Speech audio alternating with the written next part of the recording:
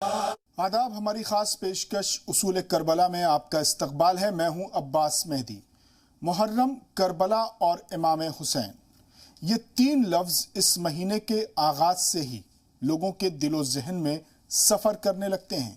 कोई कितना बहादुर हो सकता है, कोई कितना सब्र कर सकता है, कोई कितनी बड़ी कुर्बानी दे सकता है। इसका जवाब जानना हो तो करबला को समझिए, करबला को पढ़िए, इमाम हुसैन अलैहिस्सलाम की अजीम कुर्बानी को समझिए, उसको पढ़िए। जब से वाक़या करबला रूनुमा हुआ है, इमाम को खिराज अक़ीदत और मिदहत व मवद्दत के नजराने पेश किए जा रहे हैं। दुनिया भर की ज़बानों और अदब में इमाम अलैहिस्सलाम और वाक़यात करबला को नुमाया अंदाज में जगह दी गई है। लेकिन सवाल यह है कि इमाम हुसैन कौन थे? इमाम हुसैन को करबला में क्यों शहीद किया गया? इमाम हुसैन अलैहिस्सलाम के मुकाबले में जो जालिम हुक्मरान था वो कौन था? क्यों इमाम आली मकाम को वो कत्ल करने पर आमादा हुआ? इमाम आली मकाम का गुनाह क्या था? क्या कसूर था? क्या जंग करबला से पहले सुलह और समझौते की पहल नहीं हुई? क्या अदालतें नहीं थीं? क्या दीन व शरीयत के रहबर नहीं थे? क्या काजी नहीं थे? क्या कोई ऐसी ताकत नहीं थी जो इमाम मजलूम के हक में बोलती और जालिम हुक्मरान की जसारतों भरी आंखों में आंखें डालकर बात करती? ऐसे कई सवाल हैं जिसके हम जवाब जानेंगे अपने खास प्रोग्राम उसूल करबला में।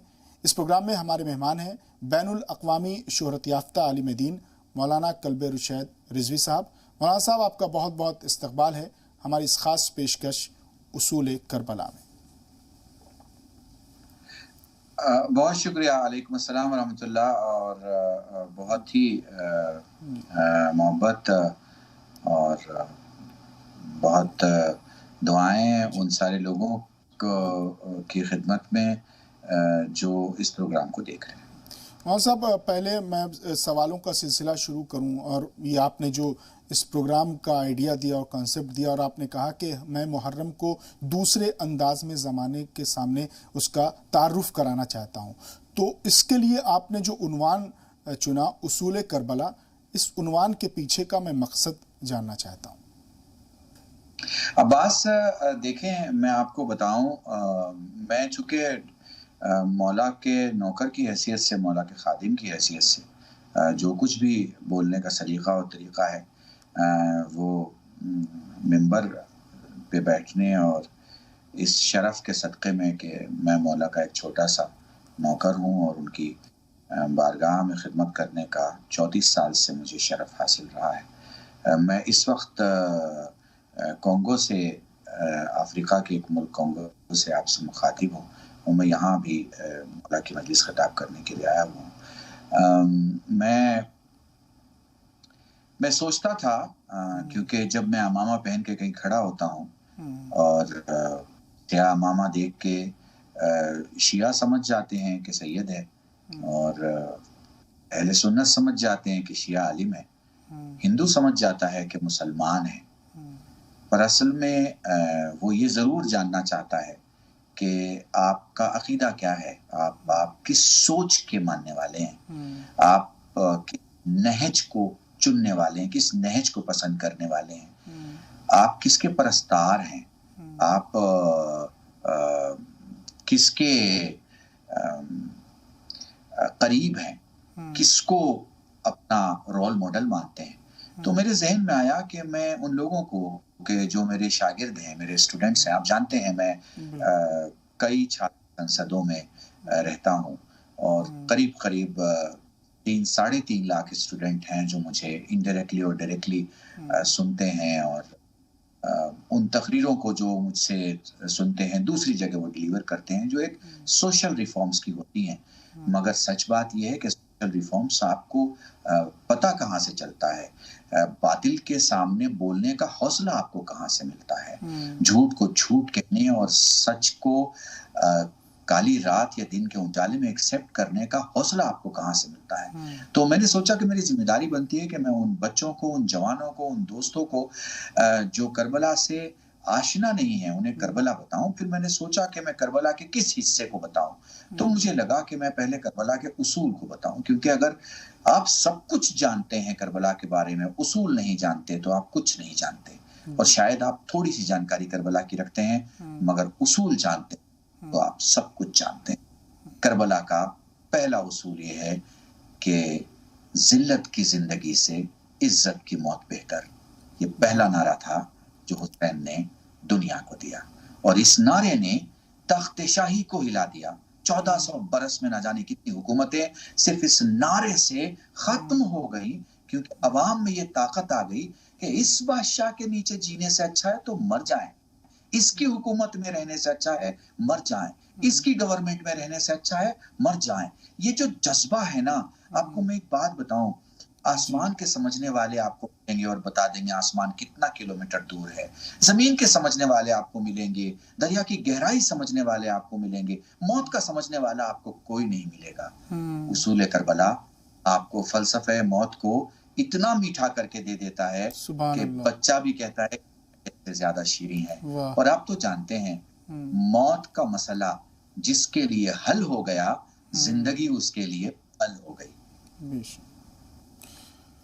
مولانا صاحب، اصول کربلا پر ہم گفتگو کریں گے، لیکن آج ہم جو بنیادی سوال جو سماج میں، معاشرے میں، سوسائٹی میں لوگ پوچھتے ہیں اس کا جواب ہم چاہتے ہیں۔ لوگ اگر ہم ہندوستان کی بات کریں، ہندوستان کے معاشرے کی بات کریں تو محرم سے لوگ واقف ہیں، محرم کے نام سے واقف ہیں، کربلا کے نام سے واقف ہیں، امام حسین کے نام سے واقف ہیں، اپنی اپنی بستیوں میں، آبادیوں میں، سڑکوں پہ، بازاروں میں، چوراہوں میں، ہر جگہ محرم کے دوران کہیں نہ کہیں علم دکھ جاتا ہے، کہیں نہ کہیں تعزیہ دکھ جاتا ہے۔ شیعہ، سنی، ہندو، الگ الگ طبقے کے لوگ امام حسین علیہ السلام کا الگ الگ بستیوں میں تعزیہ رکھتے ہیں۔ لیکن میں یہ آپ سے جاننا چاہتا ہوں، آپ سے سمجھنا چاہتا ہوں، اور آپ ناظرین کو سمجھائیے کہ محرم ہے کیا، کیوں منایا جاتا ہے، اس کے پیچھے کا مقصد کیا ہے؟ دیکھیے، مسلمانوں میں دو قسم کے طبقے ہیں، میں 71، 72، 73 فرقوں کا نام لوں گا اور ان کی سوچ بتاؤں گا تو بہت لمبا ہو جائے گا، مگر میں بہت شارٹ کر کے، مسلمانوں میں دو طبقے، ایک طبقہ امام کو بادشاہ مانتا ہے اور ایک طبقہ بادشاہ کو امام مانتا ہے۔ ان دو طبقوں میں ہمیشہ سے سوچ کی ایک دیوار رہی ہے،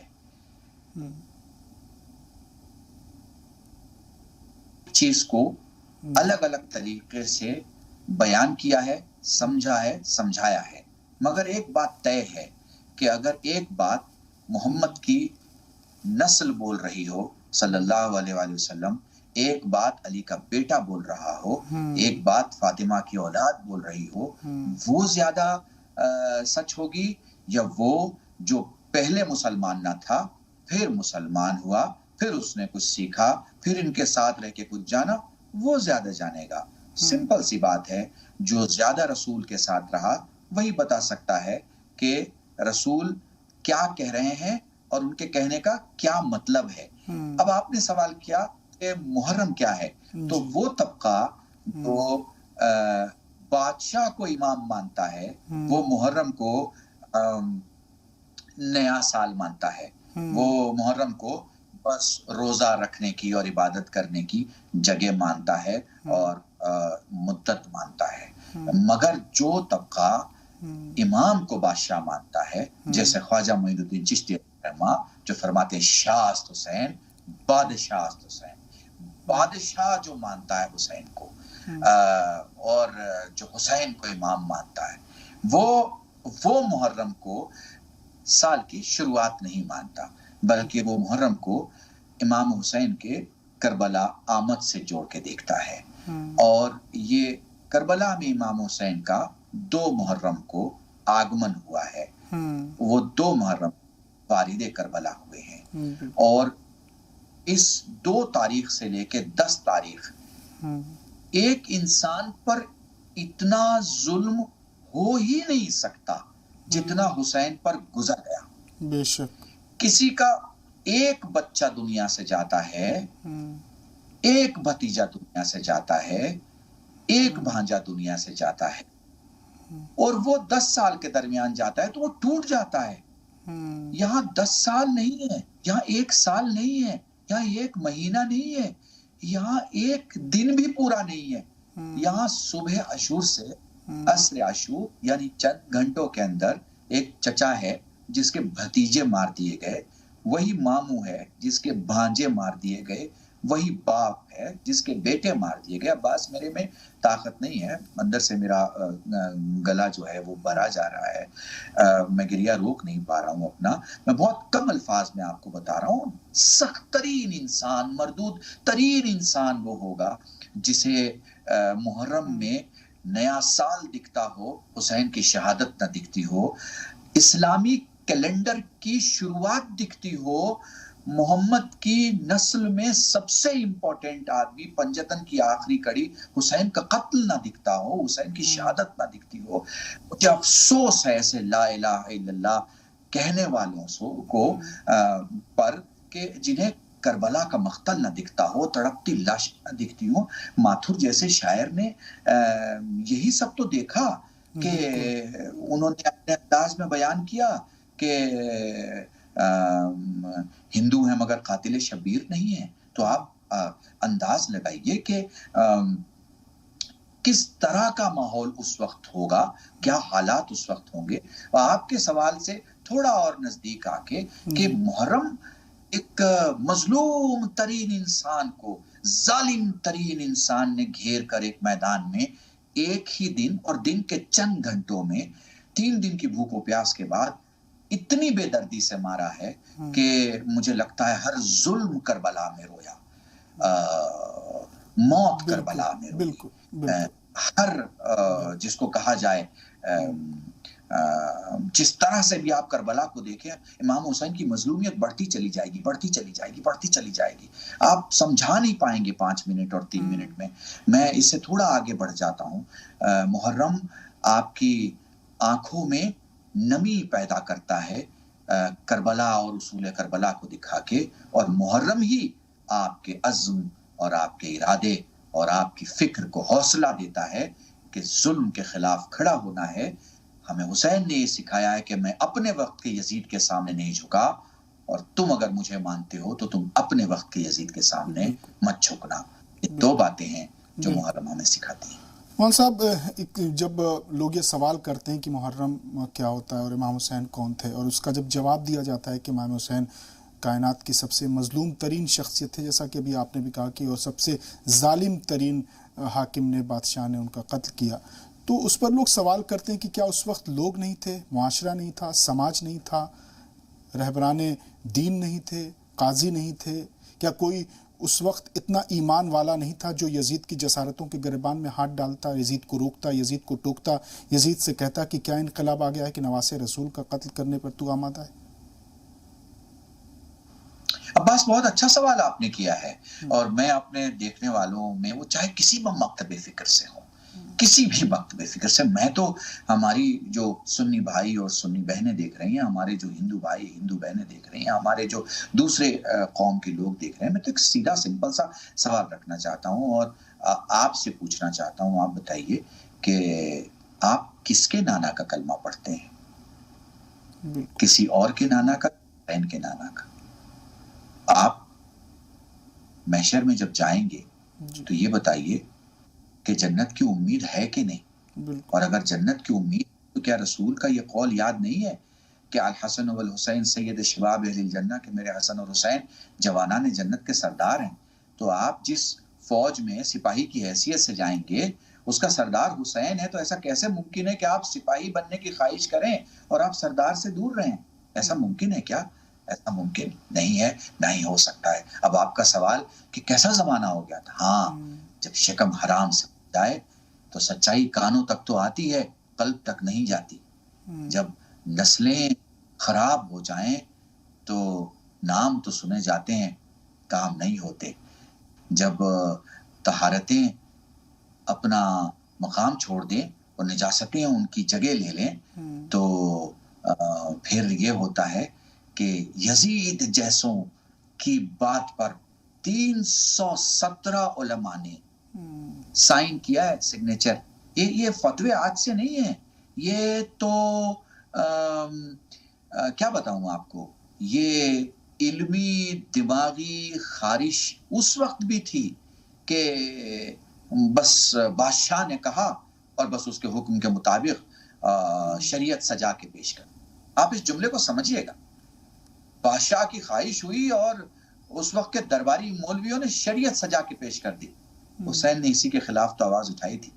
اگر اس وقت کے مفتیوں کے باپ کی شریعت ہوتی تو ان کا فتویٰ چلتا، مگر شریعت تو حسین کے نانا کی تھی، شریعت تو حسین کے رسول خدا کی تھی.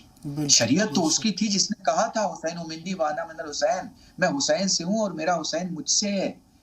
تو اس شریعت کے لیے حسین باہر آئے.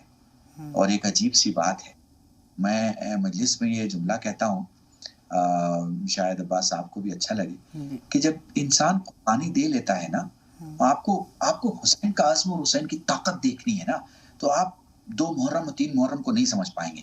حسین کی طاقت دیکھیں، 70 لاشیں حسین اٹھا چکے ہیں اور حسین تنہا کربلا میں کھڑے ہیں اور لاکھوں کی فوج ہے اور لوگوں نے گھیرا ہوا ہے. اور آپ کو تو پتا ہے نا کہ حسین پر یہ جو ظلم ہو رہا ہے وہ کیوں ہو رہا ہے. تو امام نے خطبہ دیا ہے اور پہلے کہا ہے کہ بھئی یہ جو گھوڑے کی ہنہناہٹ کی آواز ہے اسے بند کر دو. اور دشمن نے کہا کہ بھئی یہ ہمارے بس میں نہیں ہے، ہم اتنے ہزاروں گھوڑے کی ہنہنانے کی آواز بند نہیں کر سکتے. امام نے اشارہ کیا ہے اور وہ آوازیں بند ہو گئی اور اس کے بعد خطبہ دیا. میں یہاں پر ایک تقریر میں کہتا ہوں جو کہ میرے جوانوں کو بہت پسند ہے، کہ جب انسان ڈرا ہوا ہوتا ہے نا، خوف میں ہوتا ہے، تو اس کے لب کانپتے ہیں، اس کے الفاظ ٹوٹتے ہیں، اس کے لفظوں کی نشست و برخاست بکھرتی ہے، وہ بولنا کچھ اور چاہتا ہے اور بولتا کچھ اور ہے. حسین نے کربلا کے میدان میں اذان کے بعد گفتگو کی اور اپنے خطبے کے سارے الفاظ کو بخوبی انجام دے کے اور نماز پڑھی. یزید چاہتا تھا کہ حسین ڈر جائیں. حسین نے کلام کر کے دکھایا، دیکھ یزید، میں نہیں ڈرا، میں نے اپنی بات کہہ لی، میں نہیں ڈرا، میں نے اذان کہلوا دی، میں نہیں ڈرا، میں نماز کے لیے کھڑا ہو گیا، میں نہیں ڈرا، میں قیام میں ہوں، میں نہیں ڈرا، میں قعود میں ہوں، میں نہیں ڈرا، میں رکوع میں ہوں، میں نہیں ڈرا، میں نے سجدہ کر لیا، میں نہیں ڈرا. اور وہ جو آپ نے واقعہ سنا ہوگا عباس کی، جناب علی اصغر جو امام حسین کے سب چھوٹے بیٹے تھے، وہ جب آئے ہیں تو وہ مسکرائے ہیں. تو یہاں پر میں جوڑتا ہوں ان کی مسکراہٹ کو، کہ جب آپ کو کوئی دھمکی دے رہا ہو نا، آپ کو کوئی ڈرانا چاہتا ہو اور آپ مسکرا کے اسے دیکھتے ہیں، تو سامنے والا سمجھ جاتا ہے کہ اس نے میرے ڈر کو مذاق میں لے کے اسے اڑا دیا. بالکل میرے سارے خوف، میری حکومت، میرے دبدبے، میری پوری کوشش کو اس نے مسکرا کے اور ایک خاموش سا جواب دے دیا. تو وہ جو علی اصغر مسکرائے تھے نا، وہ مسکراہٹ بھی اس شام بیٹھے ہوئے لعین ابن لعین کی طرف تھی کہ یزید تو میرے باپ کو کیا ڈرائے گا اتنی فوج بھیج کے، تو علی اصغر کو نہیں ڈرا سکتا، تو علی اصغر کے باپ حسین کیا ڈرائے گا. سبحان اللہ، سبحان اللہ. مولانا صاحب ایک سوال اور بھی اٹھتا ہے، آپ نے جس طرح سے امام حسین السلام کی مظلومیت بیان کی اور جس طرح سے ان کی تحریک امام حسین علیہ السلام کی آج بھی زندہ ہے، کربلا آج بھی زندہ ہے، اور جو کربلا کے ماننے والے ان کی فکر اور تحریک دونوں کربلا سے ہی وابستہ ہے. ایک اور سوال اٹھتا ہے کہ امام حسین علیہ السلام کا قصور کیا تھا؟ یزید کیوں اتنا آمادہ تھا؟ یہ بڑا اچھا سوال آپ نے کیا ہے. آپ ہمارے جو تشیع ہے، شیعت ہے، وہاں تو آپ جانتے ہیں کہ ہم اس جملے کو اپنے عصمت مآب شخصیتوں کے نزدیک بھی نہیں جانے دیتے، چونکہ ہم تو مانتے ہیں کہ ہمارے ائمہ سے کبھی کوئی غلطی یا قصور یا گناہ نہیں ہوتا. لیکن یہ کہ ایک عام انسان کی حیثیت سے ہم ضرور جاننا چاہتے ہیں کہ آخر ایسا کیا امام حسین نے کیا تھا کہ یزید نے امام حسین کو قتل کرنے کا پلان کیا اور اس نے قتل کیا. دیکھیں، میں آپ کو بتاؤں، مجھے یاد آ رہا ہے میں شاید اپنا پہلا عشرہ پڑھنے کے لیے احمد آباد گیا تھا. اٹ واز ایئر 1987 اور احمد آباد ایک بڑا شہر ہے، بڑے علماء اور بڑے ذاکرین مجلس سے پڑھتے تھے. مجھے یاد ہے میں ایک مجلس میں بیٹھا ہوا تھا اور مولانا ذوالفقار شبلی صاحب جو ہیں وہ خطاب فرما رہے تھے اور انہوں نے ایک جملہ کہا، کیونکہ میں اس وقت نیشنل ٹیلی ویژن پہ بات کر رہا ہوں، اس لیے وہ ایک لفظ بھی آپ نے سنا ہو اور اس نے آپ کے ذہن کے دریچوں کو کھولا ہو، اسے جب آپ کسی دوسرے کے پاس بیان کریں تو اس کا ذکر ضرور کریں. حسینیت ہمیں یہی سکھاتی ہے، شمع سے شمع جلائی جائے تو شمع کی روشنی کبھی کم نہیں. بلکہ اس کا علاقہ بڑھتا چلا جاتا ہے. تو میں نے مولانا کی تقریر سے ایک جملہ جو مجھے بہت پسند اب تک کی زندگی میں ہمیشہ نقل کرتا ہوں. وہ فرما رہے تھے، اس وقت میں کافی ینگ تھا، تو وہ کہہ رہے تھے اس وقت کہ امام حسین نے اس وقت کی سیاست کے سارے داو پیچ کی بے خبون ادھیڑ دی اور ظالم کے چہرے سے نقاب کھینچ لیا، خود کھینچ لیا. یہ جو کربلا کی طرف امام حسین کا آنا ہے وہ کچھ یوں ہے کہ آپ دیکھیے امام علی کو کس نے مارا؟ تو آپ کہیں گے ابن ملجم نے. اچھا، ابن ملجم نے مارا، وہ تو کرایہ کا قاتل تھا، اسے اس کام پہ لگایا کس نے تھا؟ تو آپ کہیں گے یزید کے باپ نے. تو مسئلہ یہاں حل ہو رہا ہے نا کہ یزید کے باپ نے قتل کا پلان کر کے اور ابن ملجم کے ذریعے مولا علی کو شہید کروایا. ٹھیک ہے، تو اب آپ جب مجلس پڑھتے ہیں، نوحہ پڑھتے ہیں، تو کیا کہتے ہیں؟ ابن ملجم نے حیدر کو مارا، روزے دارو قیامت کا دن ہے. سب ماتم کرتے ہیں، سب نوحہ پڑھتے ہیں، ساری دنیا میں نوحہ پڑھا جاتا ہے. ابن ملجم نے حیدر کو مارا، روزے دارو قیامت کا دن ہے. مگر صحیح جو قاتل تھا، جس نے قتل کیا تھا، وہ چھپ گیا، اور جو کرایہ کا قاتل تھا وہ سامنے آ گیا. کچھ سمجھ رہے ہیں آپ نے؟ امام حسن کو کس نے مارا؟ ان کی بیوی یا جادہ. ٹھیک ہے، آپ جب ذکر کرتے ہیں کہ امام کو کس نے مارا تو کس کا تذکرہ کرتے ہیں؟ بیوی کا. لیکن یہ سازش کس نے کی تھی؟ یزید کے باپ نے. اور سازش اس کی تھی. آپ جب آج قاتل کی بات کرتے ہیں تو وہ کہتے ہیں ان کی بیوی نے مارا. ٹھیک ہے نا جی. اب آپ مجھے بتائیے، حسین مدینے سے کربلا کی طرف چلے جی. کیا حسین کا انقلاب ہے کہ حسین کو قتل کس نے کیا؟ شمر نے. آپ سے میں پوچھوں کہ آپ بتائیے کہ قاتل حسین کون ہے، تو کیا آپ یزید کا نام لینے میں ہچکچائیں گے؟ بالکل نہیں ہچکچائیں گے نا. دنیا کا کوئی بھی انسان ہو، بلکہ میں تو انسان کہتا ہوں، بلکہ میں تو یہ کہتا ہوں، تھوڑا یہاں ٹھہر کے کہنا چاہتا ہوں اپنے ان جوانوں کے لیے جو مجھے سننا پسند کرتے ہیں، ان کے لیے کہہ رہا ہوں کہ میں نے یہ جملہ مجلس میں کہا ہے کہ حسین اس بادشاہ کا نام ہے کہ دیکھیے دو گھر ہیں. ٹھیک ہے نا. ایک گھر وہ ہے جس میں سونا آ رہا ہے، چاندی آ رہا ہے، جنگ کے بعد کے مال آ رہے ہیں، دولت آ رہی ہے، پیسہ آ رہا ہے، شہرت آ رہی ہے، نام آ رہا ہے، بادشاہت آ رہی ہے. ایک گھر وہ گھر ہے. ایک وہ گھر ہے جس میں فاقہ ہے، جس میں پریشانی ہے، جس میں روزے دار بیٹھے ہوئے ہیں، جس میں وہ ساری مشکلات ہیں. جی. آپ سمجھ رہے ہیں نا. جی. وہ ساری چیزیں جس کو کہا جائے ایک دم کسی کو چاروں طرف سے بند کر دینا. ٹھیک ہے. ایک وہ گھر ہے جس پہ ٹاٹ کا پردہ ہے، ایک وہ گھر ہے جس پہ سونے کی پلیٹ چڑھی ہوئی ہے یا پینٹ چڑھا ہوا ہے. ٹھیک ہے نا. دو گھر ہے. لیکن کمال ہے نا، آج وہ گھر جو سمجھتا تھا کہ بادشاہت اس کے پاس آ گئی. ٹھیک ہے نا. اور اس نے کربلا میں حسین کی ساری فیملی کو، بچوں کو، چاہنے والوں کو، ماننے والوں کو، جتنے تھے سب کو قتل کر دیا. ٹھیک ہے.